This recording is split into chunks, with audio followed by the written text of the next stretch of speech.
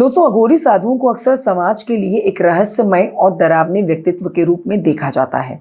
उनकी कठोर साधनाएं और जीवन शैली उन्हें समाज की मुख्य धारा से दूर करती हैं, लेकिन वो अपने कार्यों में अपनी उच्चतम साधना को देखते हैं और इसे किसी भी प्रकार के दिखावे या शौक के रूप में नहीं अपनाते हैं। अघोरी साधु समाज के लिए किसी भी प्रकार के चमत्कारी कार्यों का प्रदर्शन नहीं करते हैं, बल्कि वो अपनी साधना के माध्यम से आत्मिक उन्नति और ब्रह्म ज्ञान प्राप्त करने के लिए प्रयासरत रहते हैं। अघोरी साधु का जीवन और उनका साधना मार्ग किसी भी सामान्य व्यक्ति के लिए समझ पाना आसान नहीं है। वो मृत्यु और जीवन से परे जाकर अपने आत्मज्ञान को प्राप्त करने की कोशिश करते हैं और उनकी साधनाओं की दुनिया भी बहुत ही अनोखी होती है, अद्भुत होती है और रहस्यों से भरी होती है। अघोरी साधु की साधना के माध्यम से हमें यह सीखने को मिलता है कि जीवन की माया से परे जाकर आत्मिक शांति और सिद्धि की प्राप्ति के लिए कठोर तपस्या और त्याग आवश्यक है। अघोरी साधु शमशान में जाकर एक ऐसी साधना करते हैं दोस्तों, जो सामान्य साधकों के लिए असंभव मानी जाती है। उनका जीवन पूरी तरह से कष्ट, त्याग और तंत्र विद्या से भरा होता है। अघोरी साधु अपनी साधनाओं को 3 मुख्य हिस्सों में बांटते हैं, जो पूरी तरह से गुप्त होती हैं और शमशान घाट पर ही जाकर की जाती हैं। आइए जानते हैं इन तीनों गुप्त साधनाओं के बारे में, जिनके बारे में शायद ही आप जानते होंगे। ये बहुत ही रोचक जानकारी आपके लिए है, देखिए वीडियो को अंत तक। और पहली गुप्त साधना होती है शव साधना। अघोरी साधुओं की सबसे प्रसिद्ध साधना शव साधना है। ये साधना शमशान घाट के मृतकों के शवों के पास होती है। रात के समय शमशान में अकेले बैठकर अघोरी साधु शव साधना करते हैं, जिसमें वो मृतक के शव को तंत्र मंत्र, मांस और मदिरा का भोग अर्पित करते हैं। ये साधना कुछ इस प्रकार से होती है कि शव मृत होने के बाद भी बोलने लगता है और अघोरी साधु की इच्छाएं पूरी करता जाता है। ये मान्यता है कि शव साधना के दौरान शरीर से निकली आत्मा को नियंत्रित किया जा सकता है और अघोरी साधु उसकी इच्छाओं का पालन कराने में सक्षम हो जाते हैं।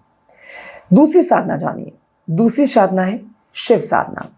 अघोरी साधु शिव साधना भी करते हैं, जो उनके सिद्ध बनने के रास्ते में एक बहुत ही महत्वपूर्ण साधना मानी जाती है।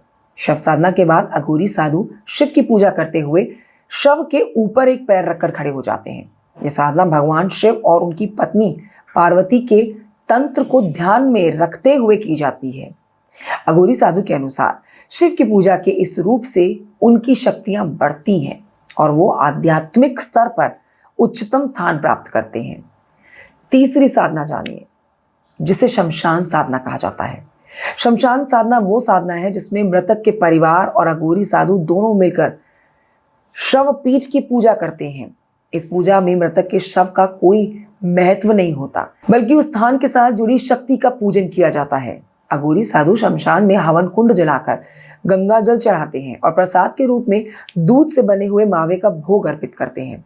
इस साधना के दौरान मृतक का परिवार भी उपस्थित रहता है, क्योंकि ये साधना मृतक की आत्मा की शांति और समृद्धि के लिए की जाती है। दोस्तों, ये 3 वो साधनाएं हैं जो गुप्त साधनाएं होती हैं। इन 3 प्रमुख साधनाओं को सही तरीके से पूर्ण करने के बाद अघोरी साधु अपराजित हो जाते हैं।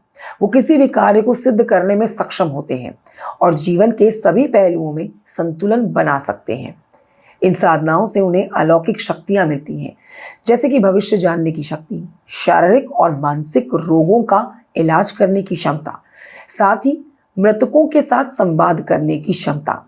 अघोरी साधु का जीवन बेहद कठिन और कष्टकारी होता है, क्योंकि वो दुनिया की माया से पूरी तरह से मुक्त रहते हैं और उनके लिए केवल आत्मा का उद्धार ही सर्वोपरि होता है। वो सामाजिक या फिर पारिवारिक रिश्तों से बाहर रहकर जीवन जीते हैं और उनके लिए शमशान की भूमि ही सबसे पवित्र भूमि होती है। दोस्तों, ये बहुत ही रोचक जानकारी, ये बहुत ही आपने ऐसी जानकारी ली है। तो दोस्तों, इसके बारे में शायद ही आपको पता होगा। ये वो 3 गुप्त साधनाएं थी जो अघोरी साधु करते हैं। कमेंट करके जरूर बताइएगा जानकारी कैसी लगी आपको। आप वीडियो लाइक कर सकते हैं, चैनल को सब्सक्राइब भी कर सकते हैं। इसी तरह की रोचक जानकारियां आप तक हम पहुंचाएंगे। फिलहाल दीजिए मुझे इजाजत। जय श्री कृष्ण, राधे राधे।